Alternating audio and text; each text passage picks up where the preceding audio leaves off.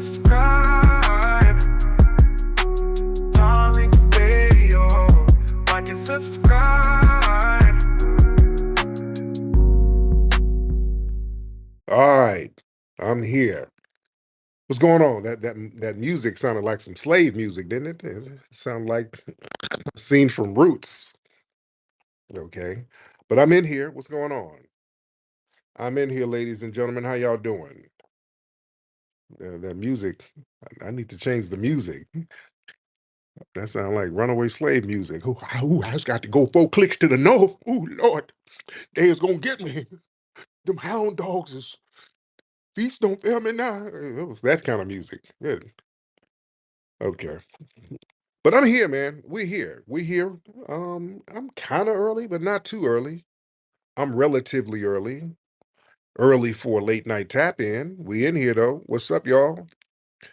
What day is this? I don't know what day it is, man. Is it Friday, Saturday? What day is this? I got vertigo.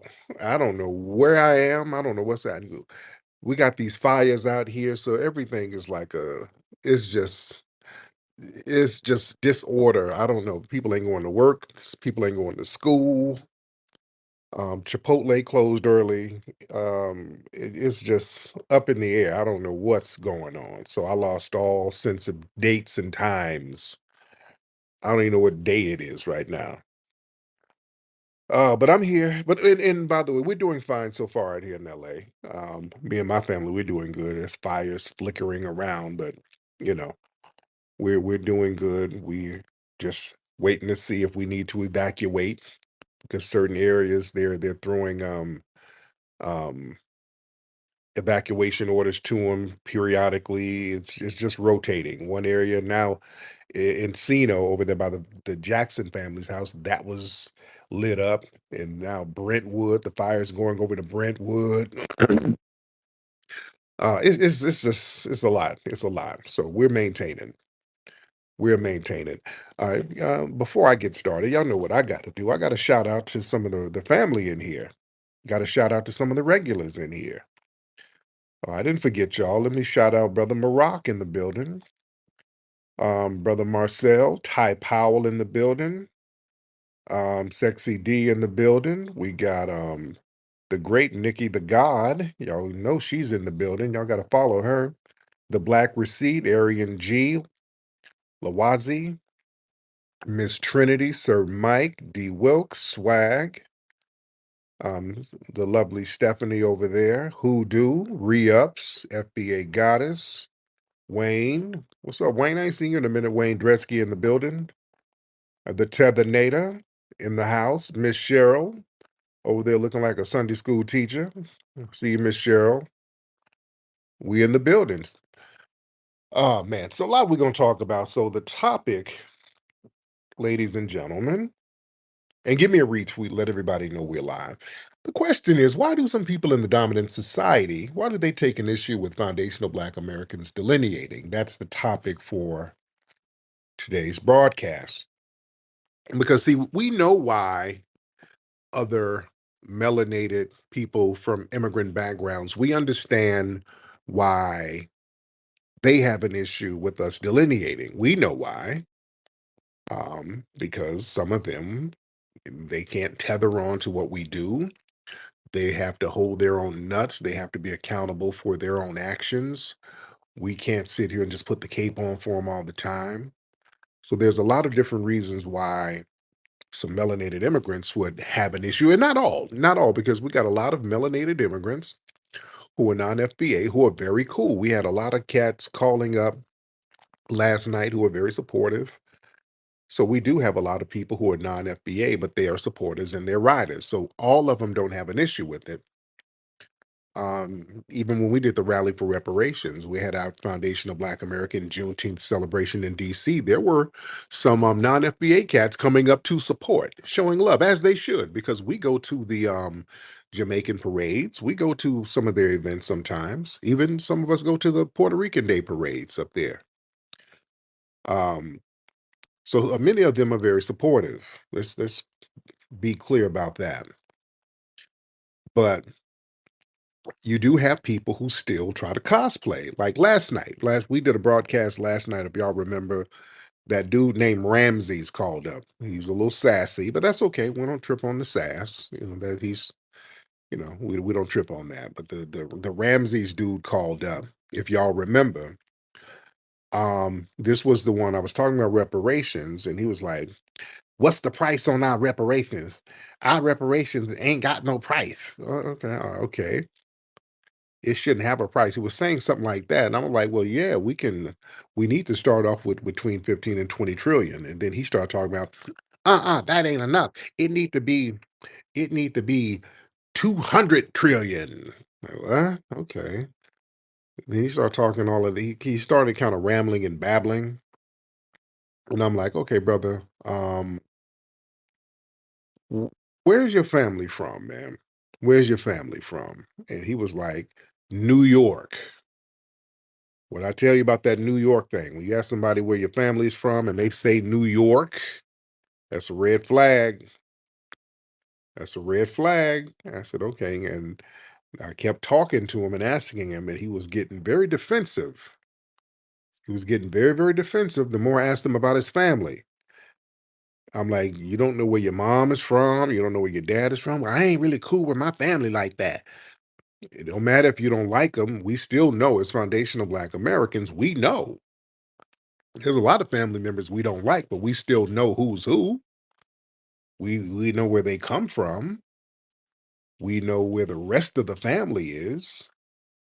Yeah, we know the generalities about the family. That's a part of our culture. And he just, I don't, what if I can't trace my lineage back? I don't get no reparations. But no, if you can't trace it back, you don't. Well, I've been through discrimination. Okay, nigga, dude. Okay, dude, where your family from, man? New York. I told you. I said, okay. They might be from New Orleans, probably. I don't know. He just started kind of throwing stuff out there, and I said, brother, based on what you're saying, man, you sound like you come from some kind of immigrant background or something. Based on everything, bro. You don't know me like that, Tariq. You don't know me. Oh, he went through all that stuff. Yeah, and I kept saying, hey, brother, I don't believe you. I think I'm smelling tether vibes. I just don't believe you. This whole New York, I just don't. Then somebody pulled up some tweets of this dude. This dude up here talking about his Haitian mama. This nigga is Haitian. And he got some other tweets talking about he's black and French. This is a Haitian dude. He's Haitian. You understand? The dude is Haitian. Which I knew we knew something was going on. You think this is why we ask questions?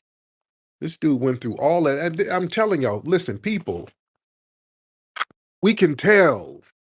We can tell when something is off. We can tell when something is off when we talking to you and something is off. That's why they hate that we're delineating like this, because now these funny style Negroes, when they come around saying little weird stuff, we're asking questions now. Hey, brother, what? Um, who are you and what you talking about? Hey, yeah, I'm here, man. I'm FBA like everybody, y'all. Um, I don't think we should get no reparation. We need to stop begging these white people. Okay, where you from? Connecticut. Okay, where's your family from? We all from Connecticut. Nigga, get out of here. Get your ass out of here. So yeah, we're asking questions now. And when people start, let me tell I keep telling y'all, if you ask where's their family from, not where they're from, where's your family from? Where's your family? And they give some high northern city. Okay, that's a red flag. Now listen, there have been black people who's lived in these places for a long time. And if that's the case, you would still be able to trace them. And they're black indigenous tribes. The Shinnecock tribe and some of those tribes up there in New York, these people look like the average everyday black person, but they wouldn't know their lineage though. They would tell you, it's like, hey, where are you from? Well, I'm part of this tribe. My tribe has been around for a long time. They wouldn't know that. When people start acting confused, about where their family is from, that's not a part of our culture. I want y'all to understand that. Foundational Black Americans, we know who our family members are. Now, if you've been adopted or something like that, that might be different. But even adoption, with foundational Black Americans, we don't really let our kids get adopted out like that. We give them to a family member, or a family member will take them.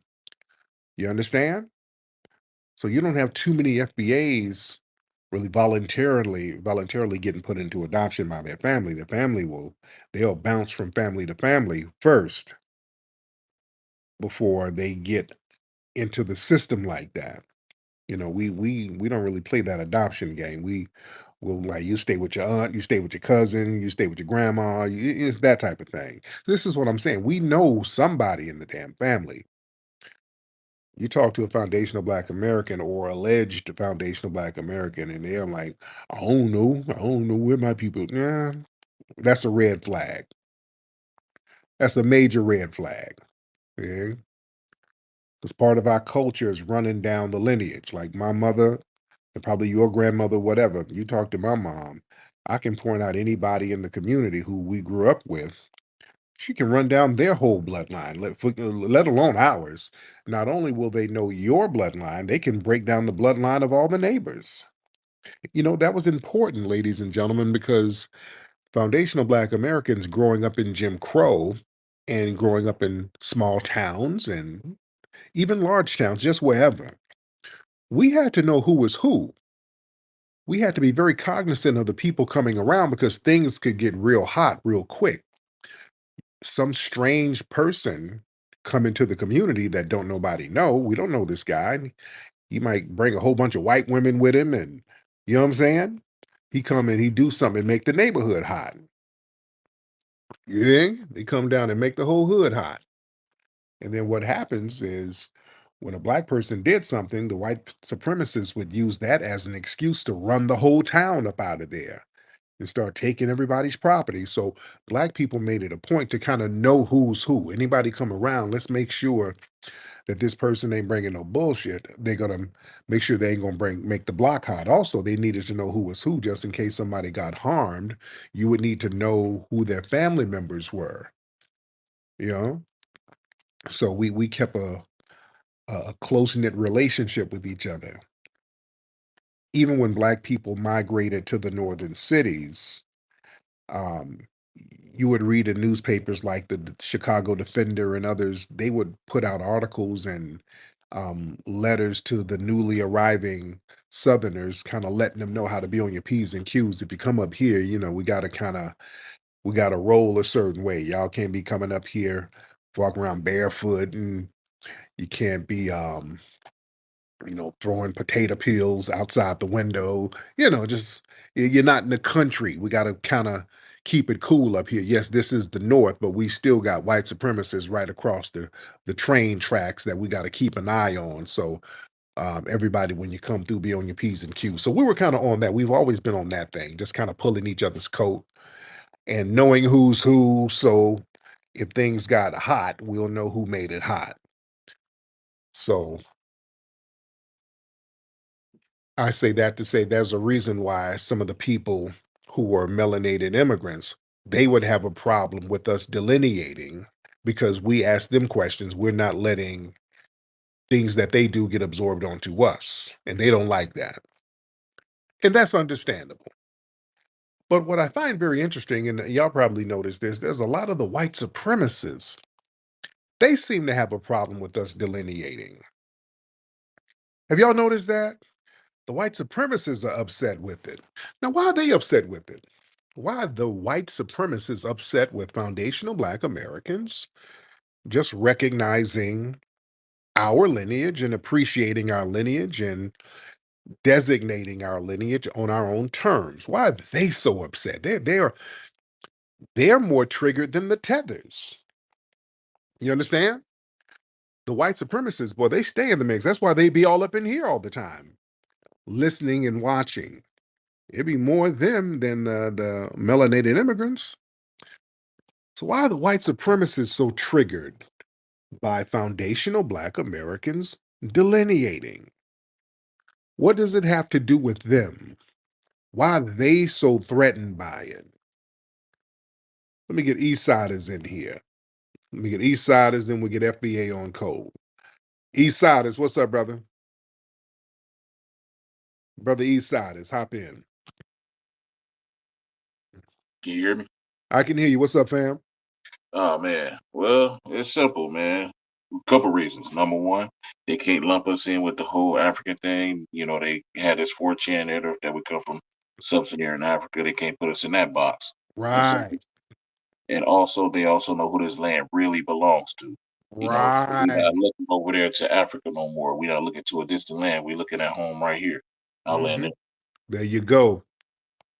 There it is right there. That's one of the main reasons now we ain't like acting like some long lost generic Africans. We're like, hey, wait a minute. This is our land right here.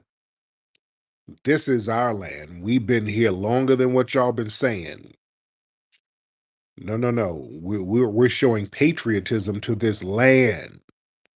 You see, that's why they got a major problem with that. And there's some other reasons, fam. Let's break this thing down why they are the dominant society has a problem. One of the reasons they have a problem with it is because that disrupts the whole monolithic black narrative. See, the white supremacists, they rely on the idea that all black people are the same so they can stereotype us and marginalize us and oppress us. You see, when we start delineating, that challenges that whole oversimplified view by highlighting lineage. So they just can't lump us into everything. Up there in New York today, they arrested some Afro Hispanic dude. He was running around the Bronx stabbing people. He stabbed a poor little 14-year-old kid, a little Puerto Rican kid, I think. It was a Puerto Rican kid. But yeah, this Afro Latino dude stabbing people. They arrested his dumb ass. And on Twitter, some people try to low key make a little slick black comment like, no, he ain't black. No, no, no. Don't even think about playing that game. Don't even think about that. This dude ain't us at all. No, no, no. See, that's another. They hate that. See, they like to sit up here and throw these stereotypes out so they can take digs at us. And when we're letting them know, hey, you can stereotype all day.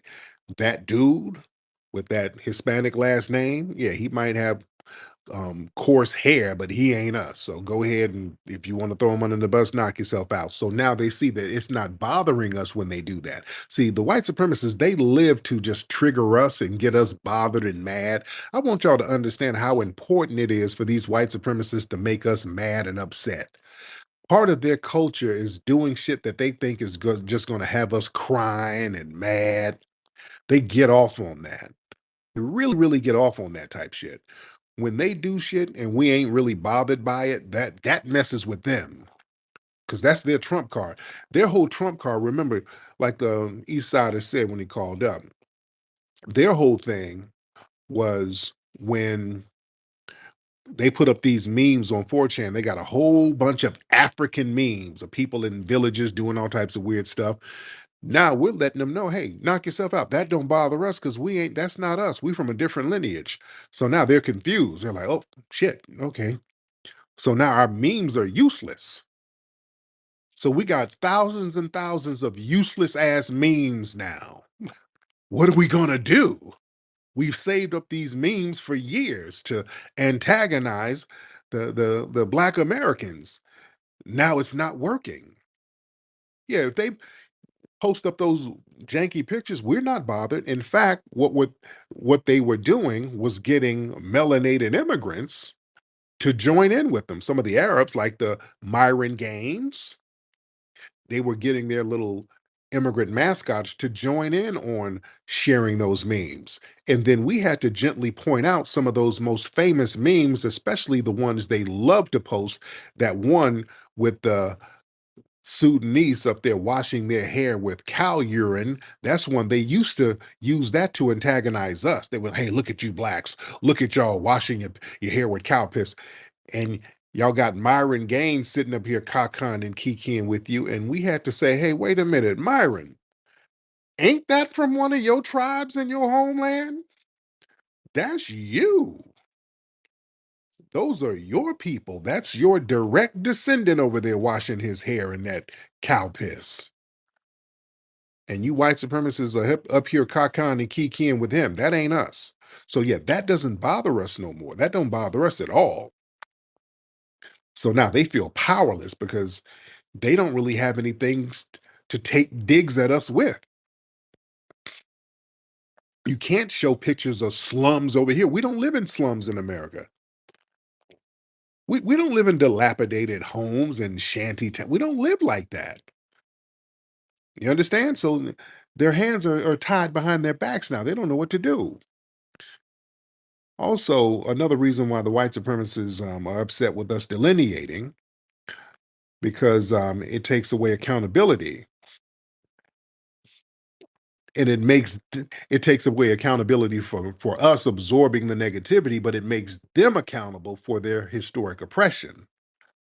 You see, we start getting very lineage specific, and a lot of the people in the dominant society, they have a big fear of being held financially and morally accountable for slavery, Jim Crow, and all of that stuff. So when we talk about our lineage to slavery, the building of this country, to Jim Crow, the whole thing, we're reminding them of their history. You see, we're not just generic blacks. We're very specific. We're the people who was forced to build this country. When you say you're a foundational Black American, you put everything in a historic context too. You're letting them know in a very subtle way and a very direct way, you're looking at the person who's the descendant of the folks that your people forced to build this country for free. You think? You make them own up to who they're dealing with. You make them acknowledge it on your terms, FBA family. They're acknowledging your history on your terms. You see? Another reason why they got a problem with it is because they lose their political manipulation. See, they like to exploit the collective Black identity by pushing these symbolic policies without offering any type of tangible resources. Yeah. So us looking at our lineage, it makes it harder for them to try to get politicians who are non-FBA to sit up here and say, hey, I'm the first Black person who's a senator in such and such state. But where you from? Jamaica. Okay, well, you're not our representative. You're not the first anything. You're the first immigrant, but you're not the first of us. See, we learned that with Obama. We stopped that whole thing after Obama. We let that big tether, the head tether in charge, get in office and not do a damn thing for us. We learned our lesson. We ain't going for that. That's why we got Kamala out the paint. She tried to be the female Obama, playing the whole I'm going to be Black during election season. And then when I'm done, I'm going to go in here and cook this biryani chicken and be East Indian again after I get elected. And we said, no, you might as well go ahead and make you some biryani right now because you're not going to the head office in the White House, beloved. You and Doug need to sit your ass down. Yeah. So we are controlling the narrative. And that brings us to the next thing, why the dominant society has a problem with us delineating, because what it does, it weakens their divide and conquer tactics. That's a major, major, major tool of the white supremacists. And systematically and historically, they've used immigrant groups to undermine foundational Black Americans. They've been the ones, it's the white supremacists like to promote those divisions within Black society. And us, foundational Black Americans, us delineating, that neutralizes those tactics. You know? It neutralizes those tactics. So the minute somebody comes in talking crazy, we're like, okay, let's see some paperwork, man. Talk to me about your family. Where's your family from? We're going to ask questions for everybody. And when people's paperwork ain't what it's supposed to be, you've been delegitimized, which makes you a useless political tool. The name of the game for a political tool is for them to manipulate the masses, for us to be satisfied with their token in a certain political position where they can say, hey, look at what I've done for black people. We got the first black person who's the governor over here. This is the first black lieutenant governor. But yeah, it's a Jamaican tether. Just like that woman out there in Virginia. Who was that? Was she the lieutenant governor? What was her name? She was a Jamaican chick. They were hollering about she was the first black lieutenant governor, something like that. I want to say it was the lieutenant governor, if I'm not mistaken. I can't think of her name, but I do remember that she was talking greasy to us, foundational black Americans, talking about we need to get over slavery. The first thing she started talking about was, y'all niggas need to get over slavery. But then there's pictures of her bowing down at a Holocaust mural. I'll never forget. Okay, you see. So yeah, we delineate and we weaken those divide and conquer tactics that don't work. And also another reason why they have a problem with us delineating as foundational black Americans, we become a threat to economic exploitation. You see, corporations, they like to prioritize non-FBAs to hire them because, see, that avoids empowering us because we're going to challenge systematic racism. We're going to challenge injustice. We challenge stuff that goes on the workplace. Little funny style stuff that happens on the workplace. We say something about it. Also, foundational black Americans, we ain't going to be in there working for peanuts. We're going to go in there and let them know, hey, we need a livable wage. We need some dental. We need some medical. We know how to go in here and ask for something. Whereas somebody who's an immigrant, they're just happy to be paid anything. And it's 20 of them living in a house. Whereas us, we have mortgages. And we ain't got a whole bunch of folks living in the house. So we need to pay this rent. So you need to pay us right. We start organizing on their ass. FBA's going there. Hey, my name is Jimmy Earl. Mr. Boss, I want to talk to you. We decided that we're going to go on a strike if we don't get $15 raise an hour. We're going to go in there and say something. Yeah, we're going to go and organize real quick. We got rent. We don't have 60 niggas living in a studio apartment. Yeah. So we don't get down like that. So the corporate structure, they know that we're going to ask for that bag. Also, another reason why they don't like us delineating, because what we do, we expose that media stereotyping. See, the media, what they do, they often attribute a lot of the negative behaviors of black immigrants or melanated immigrants to foundational black Americans so they can reinforce those stereotypes. So us delineating, see, that forces accountability. Have y'all noticed now in the news and the media, a lot of times they will now specify when somebody is an immigrant. They will now specify. A lot of times they'll say, hey, this person who's a suspect, they came from a Ugandan background. So now they'll say it before we say it because they don't want us jumping to the punch before them. Because what happens is a lot of people start going to us, coming to the grassroots media for more accurate depictions of news stories. A lot of times, us on the grassroots, our depictions of a news story is more accurate than the mainstream media because we start looking in the backgrounds of these people and we start seeing where they're from. We start seeing some things about their ideology and we post this stuff up. So people start hitting up our pages instead of the legacy media. Yeah. So that's what that is. Another reason why they don't like us delineating the white supremacists because historically the white supremacists they want controlled black leadership, and we're saying we're not doing the whole black leader thing. We're going to let our lineage and the code be the leader. So them trotting out some immigrant who's a leader, that's not going to work because we're not really trying to do the whole follow the leader thing no more. You see, having a leaderless delineation movement is very strategically smart because now You can't have one person to attack. Also, you can't have a melanated immigrant that's going to be propped up by the media where they just tell you to follow that person. And that person is controlled opposition. You see, so when we delineate and say, hey, we're going to be focused on our lineage, not no leader, we're going to focus on our lineage. And what's best for our lineage, that's the code and that's the leadership. We're going to follow that. We're just going to follow logic. And they're like, damn, so now we can't manipulate these Negroes. We can't throw another Obama out there. We can't throw some studs out there and say, hey, this is the new Black Lives Matter. But they're in our pocket and they're going to do what we say. So they can't do those manipulation tricks like they used to. You've heard the buzz. You've seen the media stories.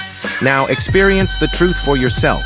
Microphone Check, the critically acclaimed documentary uncovering the true origins of hip-hop. Available now on Blu-ray and streaming on Amazon Prime. Visit microphonecheck.com to learn more and get your copy today. Microphone Check, the story hip-hop was waiting for.